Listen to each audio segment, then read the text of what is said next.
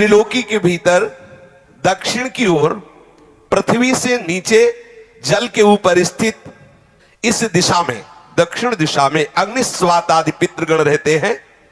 अत्यंत एकाग्रता पूर्वक अपने वंशधरों के लिए मंगल कामना किया करते हैं। उधर ही नरक लोक है। भगवान सूर्य के पुत्र पितृराज भगवान यमराज अपने सेवकों के सहित वहां विराजमान है। ये त्रिभुवन का दंड विभाग है, जैसे छोटी छोटी कोतवाली है ना, और सबका एक विभाग का स्वामी है। ऐसे ही ये जो रोग हैं, नाना प्रकार के संकट हैं, विपत्तियां हैं, ये कोतवाली हैं, ये उसी दंड विभाग से आते हैं। और पूर्ण दंड विभाग यमपुरी है, जहां पूरा का पूरा हिसाब दिया जाता है। भगवान यमराज की आज्ञा होती है और पापी को वैसा एक सेकंड में निर्णय हो जाता है। वहां वकील की जरूरत नहीं होती, वहां एक सेकंड, इतने जीव रोज वहां लाइन लगी है। अपने दूतों के द्वारा लाए हुए मृत प्राणियों को तत्काल उनके दुष्कर्मों को देखकर उसका परिणाम दे देते हैं। तामिस्त्र, अंधतामिस्त्र, रौरव, महारौरव, कुंभीपाक, कालसूत्र, अस्थिपत्रवन, सुकरमुख, अंधकूप, क्रमि भोजन, संदंस, तप्त सूर्मी, बजकंटक, सालमली, वैतरणी, पूयोद, प्राणरोध, विशसन, लालाभक्ष, सारमेयादन, अवीची, अयहपान, इसके सिवा छार करदम, रक्षोगण भोजन, शूलप्रूत, दंदसूक, अवट निरोधन, पर्यावर्तन, सूचिमुख। इस तरह से प्रधान 28 नरक हैं। जो पुरुष यहां दूसरे का धन, दूसरे की संतान का हरण कर लेता है और दूसरे की स्त्रियों को फुसला करके हरण कर लेता है, दूषित कर्म करता है, उससे अत्यंत भयानक यमदूत काल पाश में बांधकर बला तामिस्त्र नरक में गिरा देते हैं। इस नरक का भयानक दंड यह है कि इसमें कहीं प्रकाश नहीं। थोड़ी देर भावना करना, एकदम अंधकार ही अंधकार। ना तो इसमें किसी तरह का उसको आहार दिया जाता है, ना अन्न ना जल, और निरंतर यम के दूतों की केवल सेवा होती है। इसे पीटो डंडे से, जैसे धोबी कपड़े को कूटता है, ऐसे कूटते रहो। अच्छा, वहां मरना है नहीं, ये हो कि भाई मर जाना तो 2-4 घंटे पिटाई होगी, मरना है नहीं। अब वहां केवल पिटाई ही होती रहती है। वो मूर्छित होता है, गिरता है, न भोजन न पानी, घोर अंधकार, केवल डंडे बरस रहे हैं, पिटाई पिटाई।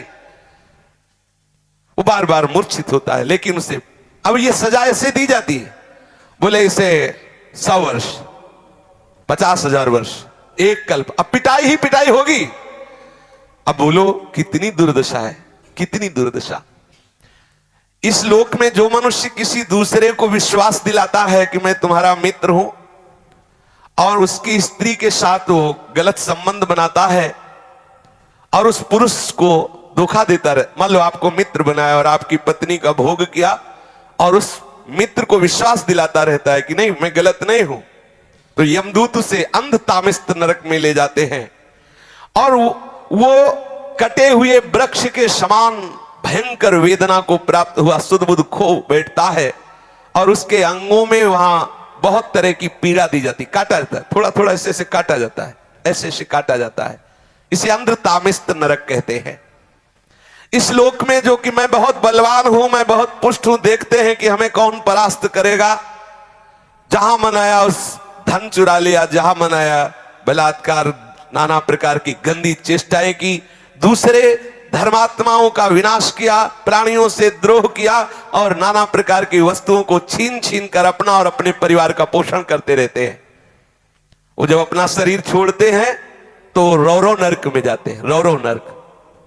इस लोक में जिन जिन जीवों को जो जो कष्ट पहुंचाया है, यमराज के दूत वैसा ही वो रूप धारण करते हैं, रुर नामक होकर के भयंकर कष्ट देते हैं। इसलिए इस नरक का नाम रौरव है। जब किसी को कहा जाता है कि सारे रौरव नरक मिलेगा, मतलब भयंकर चरम सीमा का कष्ट। सर्प जैसे क्रूर स्वभाव वाले ऐसे जीव वहां हैं जो उसको काटते हैं, बार बार काटते हैं, मरना तो वहां है नहीं।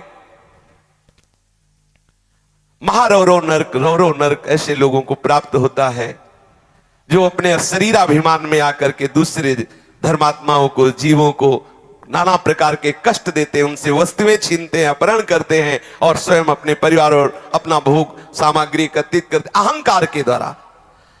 भोग सामग्री धर्म के द्वारा, भगवत प्रसन्नता के लिए, यदि अहंकार के द्वारा दूसरे की हिंसा आदि करके आपने, तो फिर वो भोग भोगना पड़ेगा। जो किसी की भी परवाह नहीं करते, अपने शरीर का पोषण करते हैं, दूसरे जीवों का मांस खाते हैं। बकरा, ये ऐसे बहुत कोमल बेचारे जीव हैं जो बलहीन हैं। आप मनुष्य शरीर प्राप्ति की बलात् उनको पकड़ के विविध प्रकार से कष्ट देते हैं और मांस खाते हैं, तो वहां भयंकर यमराज के दूत उसी का मांस काट काट के उसको खवाते हैं। यमपुरी में उसी का मांस उसको नोचते हैं मांस और उसको पवाते, ले आप पा। अच्छा, 1-2 दिन की बात है नहीं, ये बहुत लंबा सजा होती है, भोगते रहो। जैसे कोई कहते अरे हम नहीं मानते, तो आप भारतीय विधान को ना मानो, करो, जिस दिन फंस जाओगे तो तुम्हारे पुरखा पानी पा जाएंगे। इतनी पिटाई करेगी भारत सरकार की जो सैनिक है कि तुम्हें हो, फिर उस समय नहीं चलेगा कि हम नहीं मानते। तुम्हारे मानने ना मानने एक थोड़ी विधान है, फंस जाओगे विधान में तब पता चलेगा। गंगा किनारे जब थे तो एक मिले थे, ऐसे ऐसे सब अंगुलियां थी, तो बताया कि हम फंस गए थे तो अंगुलियां सब टूटी हुई। वो बताते थे नाखून में ऐसे कील गाड़ी जाती है, अंगुलियां तोड़ दी जाती, कितना कितना भयंकर कष्ट। काफी काफी समय तक बर्फ की सिल्ली में लिटा दिया, ऊपर से पिटाई हो रही, बड़े बड़े कष्ट बहुत। अब आप इसे मानोगे अरे सब झूठी है, नहीं कहते झूठी, तो कर लो, देख लो जाके क्या हो रहा है। जैसे यहाँ की पिटाई को हम नहीं माने और बुरे आचरण करें, तो जब फंस जाओगे तो आपको बिल्कुल अनुभव करो, अनुभवी महापुरुष हो जाओगे। ऐसे आप नर्क को अभी मान रहे हो, कह रहे शास्त्रों में सब झूठा लिखा हुआ, जब भोगले को मिलेगा तब आप पता चलेगा आपको। जो यहां दूसरे जीवों का कच्चा मांस नोच नोच करके उनको यमदूत उन्हीं को खवाते हैं, जो यहां के जीवों को काटते हैं। जो अपने पेट पालन के लिए, अपनी जिह्वा के लिए बोले अंडा खाओ, अंडा में कोई पाप नहीं है। सुन लो, खूब गौर से सुन लो, ध्यान से। आखिरकार उस अंडे को रखे रहो तो उसमें जीव निकलेगा कि नहीं निकलेगा? आप देखो, जीव निकलेगा ना। किसी भी अंडे को आप रख दो, वो अपने समय पे फूटेगा, उस पे जीव निकले। जीव है, जो जीव मनुष्य में है वही जीव उन पक्षियों में है, उन पशुओं में है, चींटी में है, उतना ही जीव है। जो उन पशुओं को भूनता है, रांधता है, नष्ट करता है, कैसे कैसे निर्दयी लोग, वो तड़प रहा है जी, उसको आग में ऐसे बांधे हुए है। किसके लिए? इस सेंद्री के लिए। अरे हृदयहीन राक्षस, तेरी दुर्गति होगी। शास्त्र कहता है उन हृदयहीन राक्षसों से गए बीते यमदूत उन्हें कुंभी पाक नरक में ले जाते हैं। जो ऐसे राक्षसों से गए बीते हैं उन कुंभी पाक नरक में ले जाते हैं। और फिर क्या करते जानते हो? खोलते हुए बड़े बड़े कड़ा है, जैसे पकौड़ी उबाली जाती है, उसमें डाल दिया। अब मरना है नहीं, मरना है नहीं, मरना हो तो चलो 2 मिनट में भुन गए ना, खूब खोलो खेलो। अब हाँ, उसी में आग में कढ़ाई में जो तेल पड़ा है खूब खेलो आनंद से। कितने बोले? 1 कल्प तक। अब जलो उसी में। जो मनुष्य इस लोक में अपनी माता को गालियां देता है, माता को पीटता है, पिता को गालियां देता है, पिता को पीटता है, वैष्णव द्रोह करता है, वेदज्ञ जनों का विरोध करता है, शास्त्रों की निंदा करता है, उस पापी को यमदूत कालसूत्र नरक में ले जाते हैं। 10,000 योजन का घेरा है। 1 योजन का मतलब 4 कोस, 10,000 का मतलब कितना हुआ? 40,000 कोस की भूमि है। और वो तांबे की तरह है और आग से लाल है भूमि, पूरी भूमि लाल है। ऊपर से भयंकर प्रचंड सूर्य का ताप, नीचे से जलती हुई अग्नि, और ये 10,000 योजन का घेरा, वहां उसे छोड़ दिया जाता है। दौड़ो, बस दौड़ते रहो। कितने दिन तक? कल्पों तक दौड़ते रहो, भुनो, लो आनंद। तुम्हें समय दिया गया है। भी पीछे सत्संग में बोला था कल या परसों कि 70 वर्ष, 80 वर्ष, 90 वर्ष जो चाहो कर लो, लेकिन इसका परिणाम तुम्हें भोगना पड़ेगा। ऐसा मत सोचो। आंख मूंद, कबूतर बिल्ली को दे के आंख मूंद लेता है कि अरे कुछ नहीं, बिल्ली तो बिल्ली छोड़ देगी क्या? वो तो एक ही झपटा में उसे खा जाएगी। ऐसे ही तुम आंख मूंद लोगे, अरे सब शास्त्र ऐसे ही है। ऐसे नहीं है। यहां तो ब्याज में मिलता है कैंसर और ये नाना प्रकार की सड़न गलन, ये ब्याज है। मूल तो यमपुरी में भोगो चल के। अब वो बेचारा इतनी लंबी भूमि में भागता रहता है, चलता रहता है, मरना है नहीं।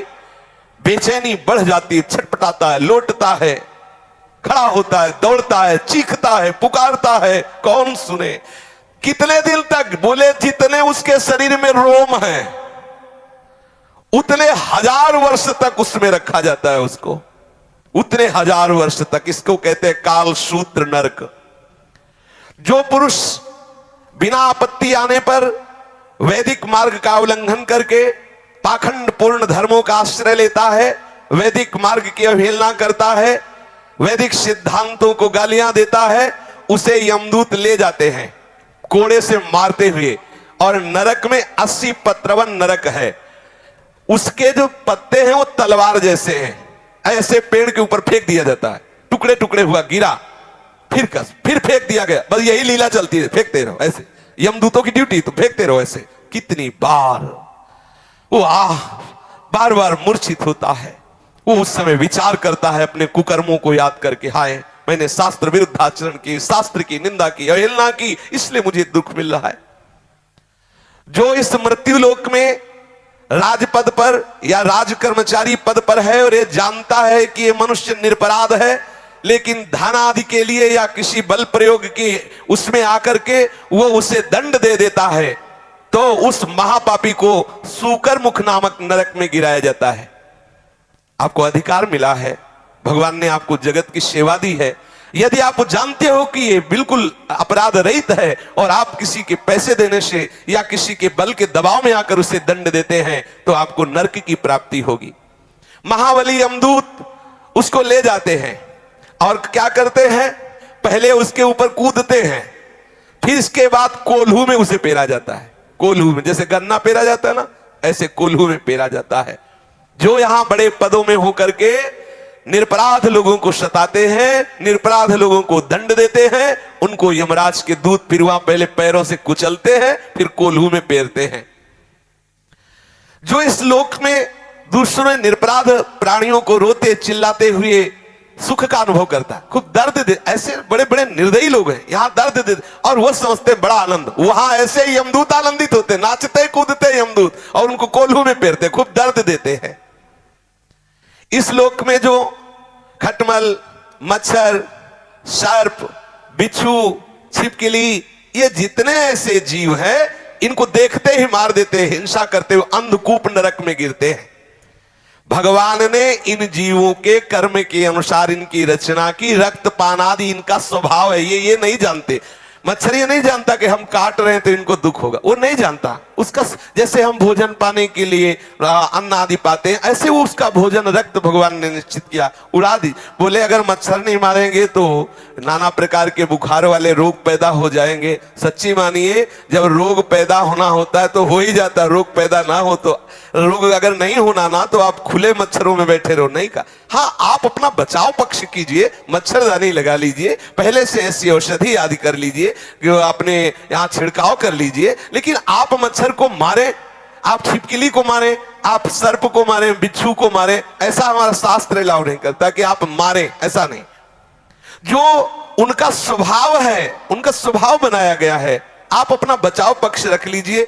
अच्छा, बचाव पक्ष में मर जाए, देखो अंदर की बात है, अब पता नहीं कि पीछे क्या काट रहा है, खुद वो ऐसे हाथ किया, वो मर गया, उसका कोई अपराध नहीं। आप जान के कि अच्छा ऐसे मारे कुछ लोगों का स्वभाव तब, मक्खी ऐसे देखते रहते, ऐसे ऐसे मरते रहते, ऐसे, और पुछोल से क्या है, वो मजा आ रहा है, लेला मजा।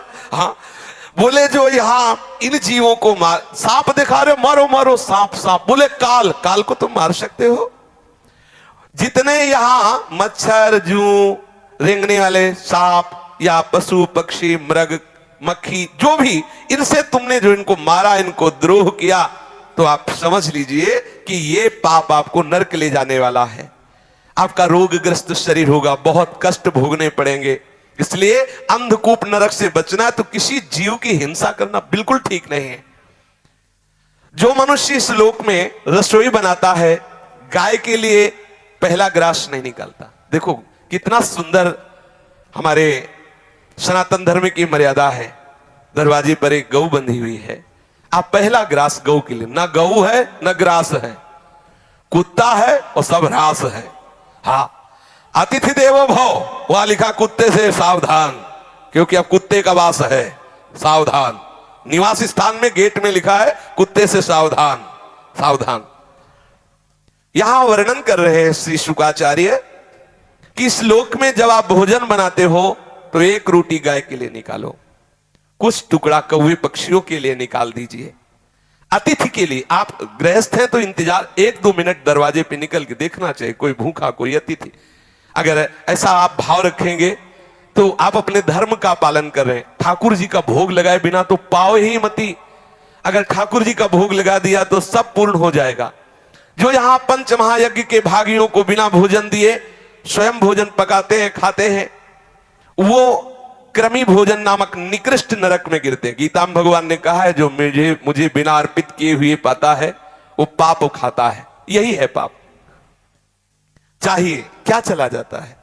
भगवत नाम कीर्तन करते हुए, भगवत चर्चा सुनते हुए आप प्रभु का भाव रखते हुए रसोई मनिया कीजिए। एक रोटी गाय को निकाल दिए, थोड़े टुकड़े ऐसी जगह फेंक दो जहां गिलहरी है, चिड़िया है, कौआ है, ये पाएंगे, चींटी है, ये पाएंगे। अतिथि के लिए आप भाव करो। अब रसोई तो है नहीं कि उसमें 5 कवल निकाल करके और घी बूरा से बोर करके अग्नि को आहुति दे दे तो गैस से बुझ जाएगी। अगर उसमें घी बूरा की रोटी डाल हवल करोगे तो बुझ जाएगी। बड़ा समय कलयुग का विपरीत आता चला जा रहा है। पर सबका सार है कि आप प्रभु को भोग लगा दीजिए। और कभी कोई भूखा कोई अतिथि ऐसा 1 मिनट के लिए कर्तव्य होता है, आप भोजन पाने के पहले दरवाजे पर देखें कोई ऐसा आसपास अतिथि तो नहीं। 1 लाख योजन का लंबा चौड़ा एक कीड़ों का कुंड है, उसमें उसको फेंक दिया जाता। खाओ कीड़े, फेंक दिया गया उस कुंड में। अब आप ऐसे करता है तो हजारों कीड़े उसके जाते हैं। जो बिना भोग लगाए, बिना किसी गाय आदि के लिए बिना अग्रासन आदि निकाले केवल भोजन अपने लिए पकाता है, वो पाप है, वो उस अपराध का भागी बनेगा। अब उसके जब पापों का प्रायश्चित हो जाता है तब उसे वहां से निकाला जाता है। श्री ध्रुवदास जी ने भी लिखा, बिना भगवान को अर्पित किए, प्रियालाल को अर्पित किए पानी भी मत पिए। क्या जाता है? जल लिया, राधा वल्लभ लाल की जय, निर्दोष हो गया, पी लीजिए। ये सृष्टि प्रभु की है। राजन, जो इस लोक में चोरी करता है, जबरदस्ती संपत्ति छुड़ा लेता है, या अपने को ऊंचे कुलों में जन्मा हुआ मान करके बिना आपत्ति के नीच कर्म करता है। देखो गोस्वामी जी ने लिखा, यदि आप भजन नहीं करते तो आप कोई भी हो, हरि भक्ति विहीन जीवन मुर्दे का जीवन है। जिन हरि भगति हृदय नहीं आनी, जीवित सब समानते प्राणी। कोई भी हो, यदि इस लोक में कोई पुरुष काम से पीड़ित होकर के शास्त्र की मर्यादा का त्याग कर, अरे किसी भी जाति का कोई भी हो, कैसे भी हो, केवल हमें काम भाव की पूर्ति करनी है, अगम्य पुरुष स्त्रियों से व्यभिचार करता है, उसे यम पुरुष तप्त सूर्य नामक नरक में ले जाते हैं। और जो स्त्री ऐसी व्यभिचारिणी होती है तो वहां तपाया हुआ पुरुष लोहे का बना हुआ है, आग, बिल्कुल आग, उसमें उसको आलिंगन करने का दंड दिया जाता है। यमराज के दूत ऐसे पकड़ लिए और उसमें अब 1-2 दिन वर्ष नहीं, बहुत काल तक चलते रहो। जो पुरुष पराई स्त्री के साथ व्यभिचार करता है उसके लिए वैसी स्त्री की रचना होती है, वो आग जैसी तपती होती है, बहुत काल तक उसको उसमें आलिंगन कराया जाता है, जलता रहता है, चीखता रहता है। तपाए हुए लोहे की स्त्री या तपाए हुए लोहे के पुरुष की मूर्ति से उसे बहुत काल तक उसमें आलिंगन कराया जाता है। जो पुरुष इस लोक में कामासक्त होकर पशुओं के साथ व्यभिचार करता है, मरने के बाद उसे यमदूत वज्र कांटक सालमली नरक में गिराते हैं। इसमें वज्र के समान कठोर कांटों वाला सेमर के वृक्ष जैसा है, उसको ऊपर ऐसे फेंकते हैं, फिर नीचे घसीटते हैं, पूरे वो कठोर कठोर कांटे हैं वज्र जैसे, पूरा शरीर फट जाता है। मरना तो है नहीं। इस लोक में जो राजपुरुषों के घर में जन्म लेकर या श्रेष्ठ कुलों में जन्म लेकर अपने अभिमान से युक्त हो जाते हैं और धर्म मर्यादा का उच्छेदन करते हैं, तो मर्यादा अतिक्रमण के कारण वो वैतरणी नदी में पटके जाते हैं। जो अपनी मर्यादा शास्त्रों ने स्थापित की कि आप जहां उसी मर्यादा के अनुसार आचरण करो, आप अपनी मर्यादा को खो देते हैं। देखो, ये जीवन मुक्त होने के लिए सिद्धांत बना है, ऐसा आप ना समझे। जीवन मुक्त होने के लिए बना है। हमारी राष्ट्र व्यवस्था में बड़े पद भी हैं तो छोटे पद भी हैं। जितना बड़ा पद अधिकार है उतना ही छोटे, अगर छोटे ना हो तो जहां सुई काम आएगी वहां तलवार काम नहीं आएगी। विश्वास करो, तलवार की भी रचना आवश्यक है तो सुई की भी आवश्यक है। सबकी अपनी अपनी जगह आवश्यकता है। तुम अपने अपने धर्म का पालन करो। यदि आप अपने धर्म का अतिक्रमण करते हैं और यहां आकर मनमानी पापाचरण करते हैं, मनमानी उद्दंडता करते हैं, तो एक नरक है जिसका नाम है वैतरणी। वैतरणी नदी में उसे फेंक दिया जाता है। उसमें क्या बहता है? उसमें मल, मूत्र, पीप, रक्त, केश, नख, हड्डी, चर्बी और पिसा हुआ मांस, मज्जा, ये प्रवाह होता है, उसमें फेंक दिया जाता है। जो धर्म का उल्लंघन करता है, नीच आचरण करता है, पापाचरण करता है और मैं बहुत ऊंचे कुल का हूं ऐसा अभिमान करके, तो उसको फेंक दिया जाता है। और वहां बड़े बड़े जहरीले जीव हैं, वो बार बार मलमूत्र, पीव, रक्त, कैसे ऐसे करता है, उसी को खाता है, उसी में डूबता है और जीव उसको काटते हैं। पाप के कारण वो भयंकर कष्ट पाता है, पर उसके प्राण नहीं निकलते, वहां मरना नहीं, वो दुर्गति को भोगता है, बार बार रोता चिल्लाता है, कौन सुने उसकी।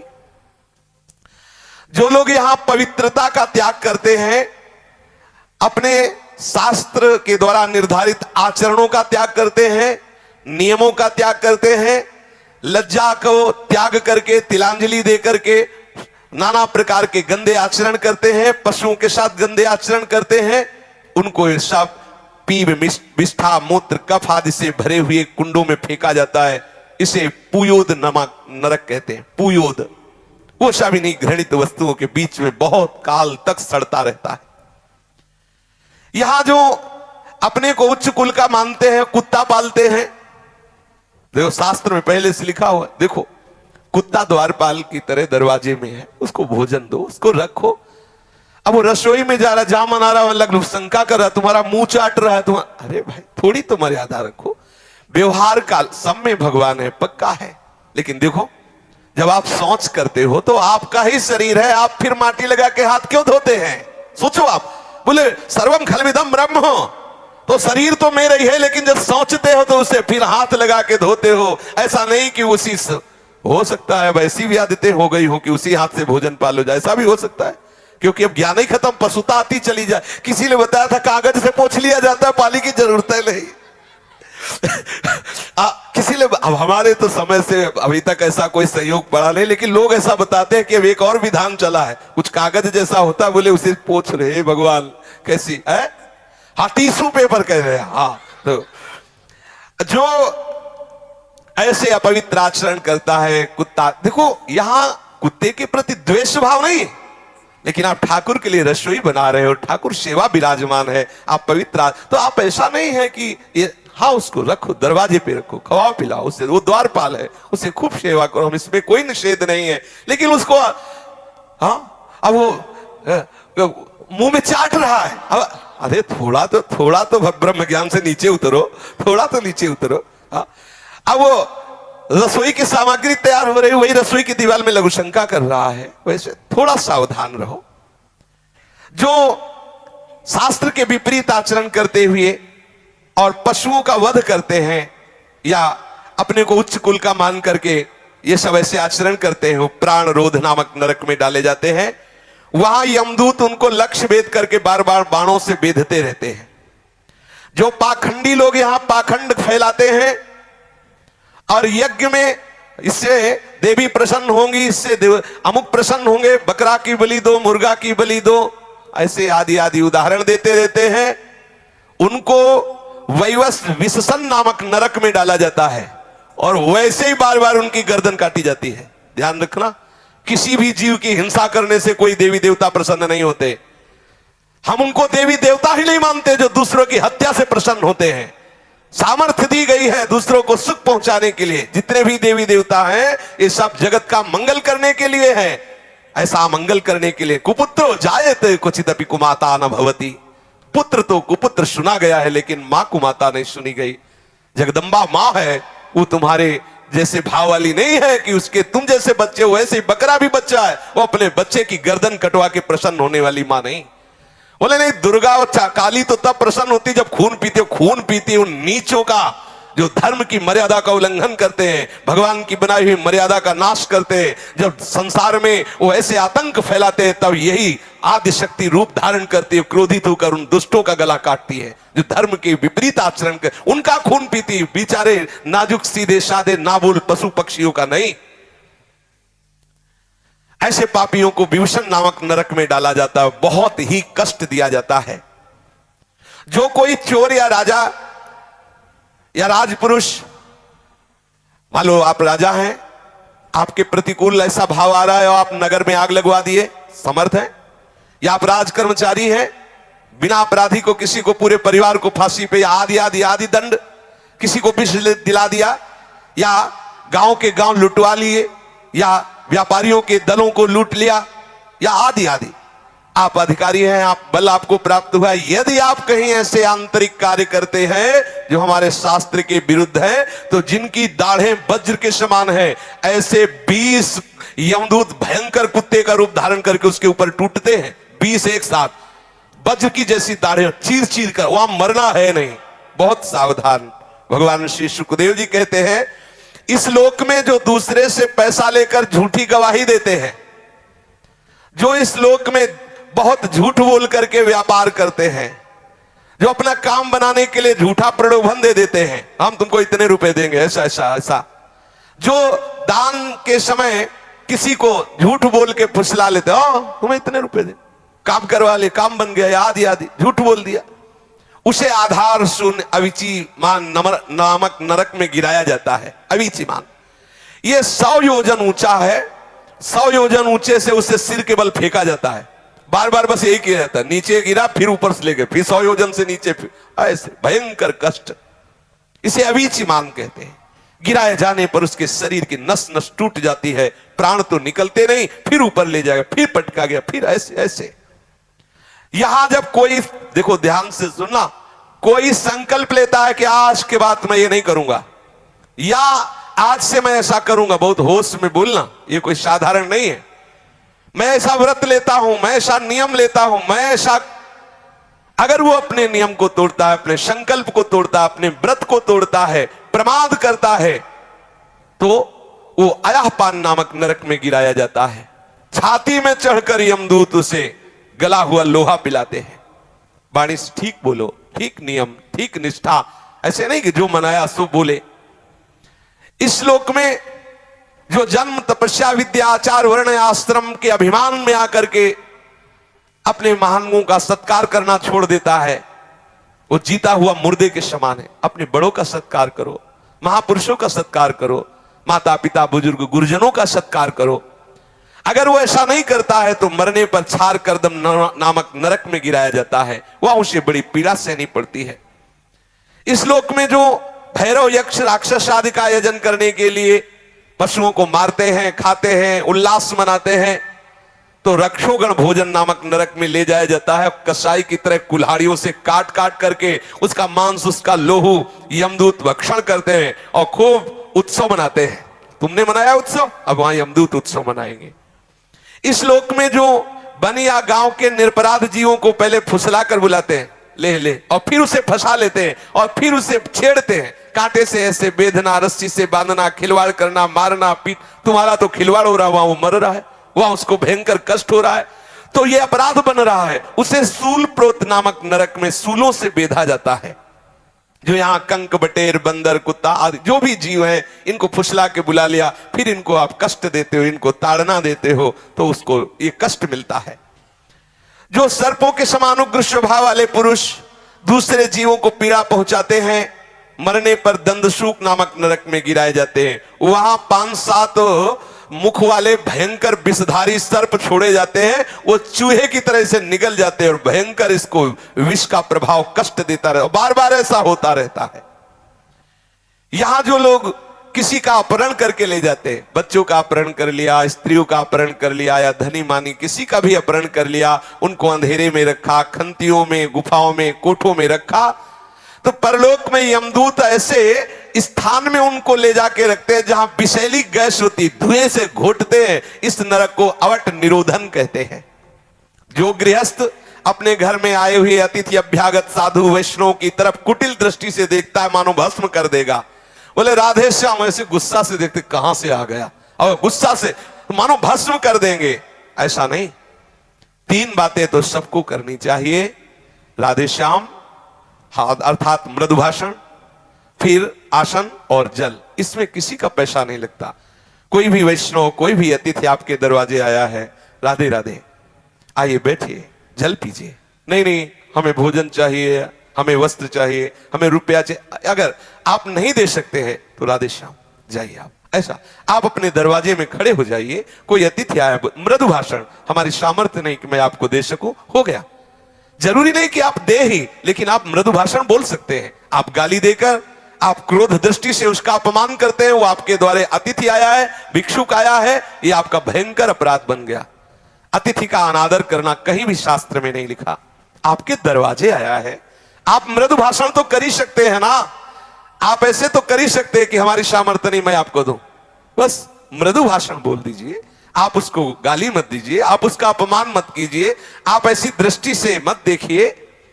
अगर आप ऐसा करते हैं, मानो उसे भस्म कर देंगे, तो जब उसका शरीर छूटता है तो उस पाप दृष्टि के कारण गिद्ध, कंक, काक और बटेर जैसी वज्र की कठोर चोंच वाले पक्षी नरक में छोड़े जाते हैं और वो उसको नोचते हैं। इस नरक को पर्यावर्तन कहते हैं।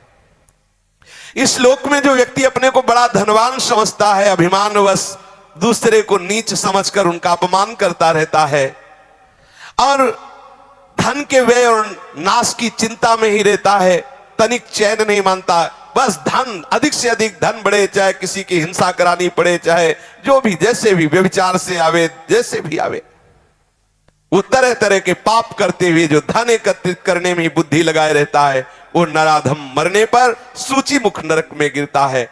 उस अर्थ पिशाच पापात्मा के सारे अंगों को भगवान यमराज के दूत बड़ी बड़ी सुइयों के ऐसे सीते हैं, पूरे शरीर को सीते हैं बार बार सुइयों से, ऐसे जैसे कोई कपड़ा सिया जाता है, ऐसे उसमें यही सेवा है उनकी, सीते रहो इसको। ओहो कितना कष्ट। इस प्रकार से सैकड़ों हजारों नरक हैं। कोई ये संशय ना करे कि ये साहब लिखी पड़ी बातें हैं, ऐसा नहीं। अधर्म परायण जीव को निश्चित भोगना पड़ता है, अवश्य में भोक्तव्यम कृतम कर्म शुभाशुभम। बारी बारी से वो नरकों में जाता है और भयंकर कष्ट भोगता है। इसी प्रकार जो धर्मात्मा होता है, पुण्य करता है, वो स्वर्गों में जाता है और विविध प्रकार के स्वर्ग सुख भोगता है। नरक और स्वर्ग के जब भोग भोगे, पाप और पुण्य क्षय हुआ, तो कुछ पाप और कुछ पुण्य लेकर इस मृत्यु लोक में जन्म लेता है। कहीं उत्तम या अधम गतियां उसकी यहां दिखाई देती है। वो धनी है, वो निर्धन है, वो स्वस्थ है, वो रोगी है, ये सब पाप और पुण्य के कर्म परिपाक से है। आप सोचते हैं कि हमें भजन करने की क्या जरूरत है, सत्संग सुनने की क्या जरूरत है, नियम संयम धारण करने की क्या जरूरत है? इसलिए जरूरत है कि तुम्हारी ऐसी दुर्गति ना हो। तुम समझते केवल पशुओं की तरह कमा लो, खा लो, मनमानी आचरण कर लो, कोई देखता तो है नहीं। भूल मत करो। बड़े बड़े महापुरुषों ने जो निश्चय किया है, उनके अनुभव के विषय है। साक्षात भगवत स्वरूप भगवान व्यासदेव जी, श्री सुखदेव जी, ये साक्षात भगवान हैं, ये वर्णन कर रहे हैं। ऐसा है, इसलिए डरते रहो, कोई अपराध न बने और निरंतर भजन में रहो। शेष जागे। श्री राधा वल्लभ लाल की जय।